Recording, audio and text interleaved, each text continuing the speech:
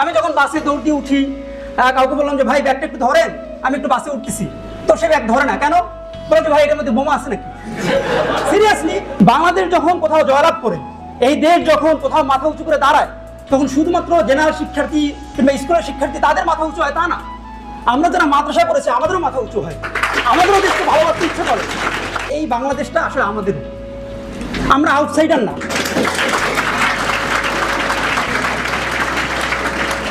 এবং সিরিয়াসলি বলছি, এই ভোগান্তিটা, এই বেদনাটা এটা আমাদের মধ্যে ছিল। সর্বশেষ যখন 5ই মে আপনারা সবাই জানেন হেফাজতের যে ম্যাসাকারটা হলো শাপলা চত্বরে, এরপর আমরা প্রবলভাবে ভয় পাইছি এবং আমাদের কাছে মনে হলো যে আসলে এই দীর্ঘদিন পর্যন্ত যে অবস্থাটা চলে আসছিল যে আমরা আসলে এই দেশের না, আমরা আসলে আউটসাইডার, তো সেইটার চূড়ান্ত একটা পদক্ষেপ এইভাবে নেওয়া হয়েছে। এখন আসলে আমরা মনে হয় আর কখনো কথা বলতে পারবো না।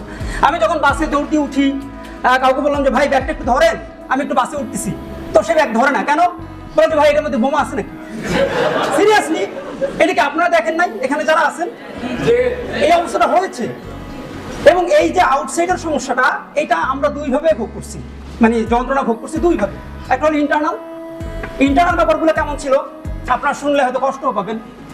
সেটা হলো আমরা আমাদের মাদ্রাসায় যখন পড়ি, তখন আমাদের মাদ্রাসায় কিন্তু কোনো জাতীয় দিবস পালিত হয় না, আপনারা জানেন সেটা। মানে সেখানে 16ই ডিসেম্বর নাই, 26শে মার্চ নাই, এগুলো নাই, কিন্তু দেশের প্রতি একটা টান এটা কিন্তু থাকে। তো আমরা কিভাবে বুঝবো যে আমরা আসলে কোথায়, আমাদের আসলে মাতৃভূমি কি? আমাদের মধ্যে আবহটাই এমনভাবে ছিল যেন এই দেশ স্বাধীন হওয়ার সাথে আসলে আমাদের কোনো সম্পৃক্ততা নাই। আমাদের সম্পৃক্ততা শুধুমাত্র আছে 48-এ যখন দেশ ভাগ হয় সেইটার সাথে।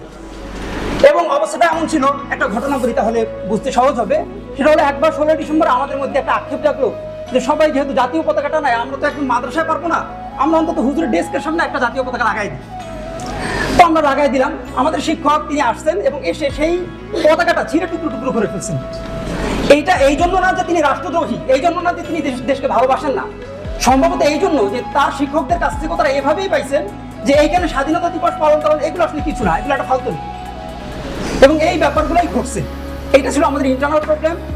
আমার এক্সটার্নাল যে প্রবলেমগুলো সেগুলো আপনারা জানেন। ইন্টারনাল প্রবলেমের মধ্যে আরও বহু কিছু আমাদের ভিতরে ঘটতো, যেগুলো ধরেন আমরা বের হয়েছি যে টুপি দাড়ি আছে কিংবা মাথায় একটা ব্যাজ করে আমরা বের হইলাম কোনো একটা স্বাধীনতা দিবসে কিংবা বিজয় দিবসের মধ্যে। তো বের হয়ে ফার্মগেটে গেছি, সেখানে দেখি যে নৌবাহিনীর লোকজন তারা সানাই বাজিয়ে দেশাত্মবোধক গান গাচ্ছে। তো আমরা সেখানে দাঁড়াইছি, তো লোকজন অবাক যে হুজুর মনে সেখানে দাঁড়াইছি।